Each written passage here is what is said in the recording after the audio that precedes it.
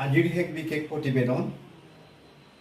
আজিৰে পৰা আজি ইংৰাজী 10 মে তাৰিখৰ পৰা 12 মে তাৰিখলৈকে তিনিদিনীয়া বৰ্ণাঢ্য কাৰ্যসূচীৰে ঢকুৱাখানাৰ চাৰিকৰীয়া নৈৰ পাৰত মনোমোহা প্ৰাকৃতিক পৰিৱেশৰ মহগুলি চাপৰিত অনুষ্ঠিত হৈ আছে ঐতিহ্যমণ্ডিত পাত বিহু। পুৱা 9 বজাৰ পৰা পাত বিহু সমিতিৰ সভাপতি বসন্ত শইকীয়াই পতাকা উত্তোলন কৰাৰ লগে লগে পাত বিহুৰ কাৰ্যসূচীৰ ইয়াৰ পিছতে স্মৃতি তৰ্পণ দলসমূহক আদৰণি, মুকলি, টকা বিহু আৰু চেমনীয়াৰ হুঁচৰি প্ৰতিযোগিতা অনুষ্ঠিত হয়। কাইলৈ পুৱা কপৌ ফুল আৰু গছ পুলি ৰোপণৰ পিছতে শিপিনীসকলৰ মাজত গামোচাৰ প্ৰতিযোগিতা আয়োজিত হ'ব বুলি জানিব পৰা গৈছে। 10 বজাত পাত বিহুক লৈ প্ৰথমবাৰৰ বাবে নিৰ্মিত এখনি তথ্যচিত্ৰ মুকলি কৰিব ঢকুৱাখানাৰ অতিৰিক্ত জিলা আয়ুক্ত কৃতিক কলিতাই। কিয় যে এইবাৰ পাত বিহু সমিতিয়ে মূল তোৰণৰ সমীপত পাত বিহু প্ৰেমী লোকসকলৰ বাবে কাপোৰ সলাবৰ বাবে সুকীয়া কোটাৰ ব্যৱস্থা কৰাৰ লগতে এখন জাতীয় সাজপাৰৰ বিপণীৰ ব্যৱস্থা কৰিছে। প্ৰায় 35 লাখ টকাৰ বাজেটেৰে এইবাৰ পাত বিহুত 2 লক্ষাধিক অতিথিক সেৱা চগা কৰিবলৈ সাজু হৈছে আয়োজক সমিতিৰ লগতে ঢকুৱাখানাবাসী ৰাইজে। অসমৰ বিহু সংস্কৃতিৰ এক স্বকীয়তা ৰক্ষা কৰি অতীজৰে পৰা চলি অহা ঢকুৱাখানাৰ সাংস্কৃতিক সমন্বয়ৰো এক লোক উৎসৱ চলিত বৰ্ষৰ পাত বিহুত পূৰ্বৰ পৰম্পৰা ৰক্ষা কৰি বিভিন্ন শৈলীৰ বিহুৰ প্ৰতিযোগিতাবোৰ আয়োজনৰ লগত এইবাৰ পাত বিহু সমিতিয়ে জাতীয় সাজপাৰৰ বিপণী পাত বিহুৰ তথ্যচিত্ৰ প্ৰদৰ্শনৰো ব্যৱস্থা কৰিছে।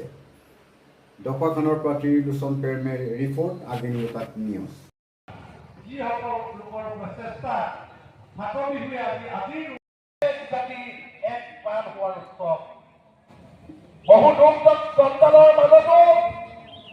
জাতীয় সাজপাৰ পৰিধান কৰি ফাট বিহু উপভোগ কৰিবৰ কাৰণে সংস্কৃতিবাদী ৰাইজ আহে।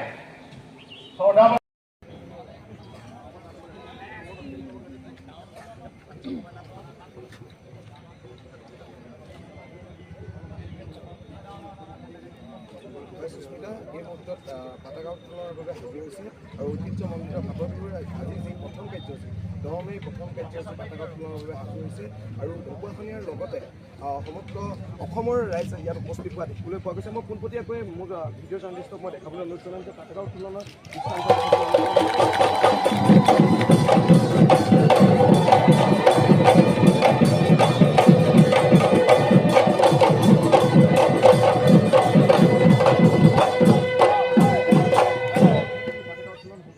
আৰু দেখিবলৈ পোৱা গৈছে যে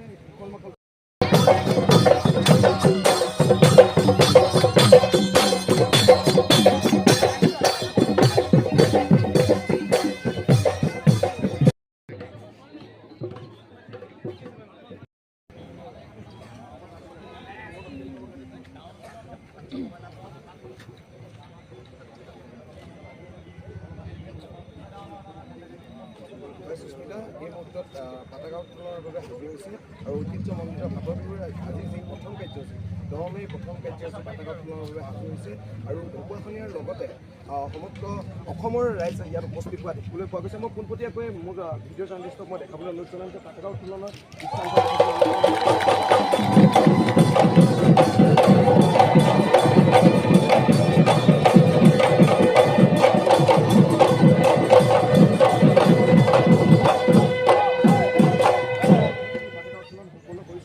দেখিবলৈ পোৱা গৈছে যে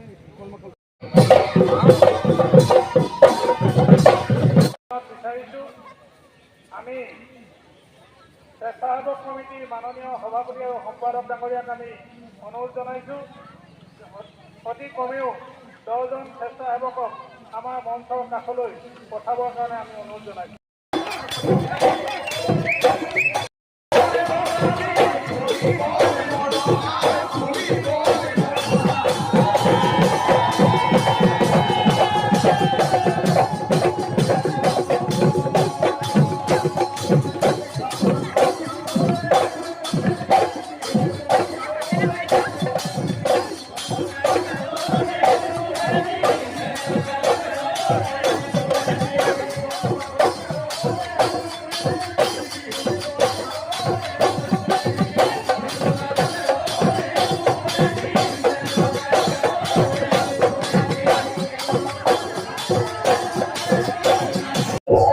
মহগুলি চাপৰি ফাটবিহুতলিত আজিৰে পৰা 3 দিনীয়াকৈ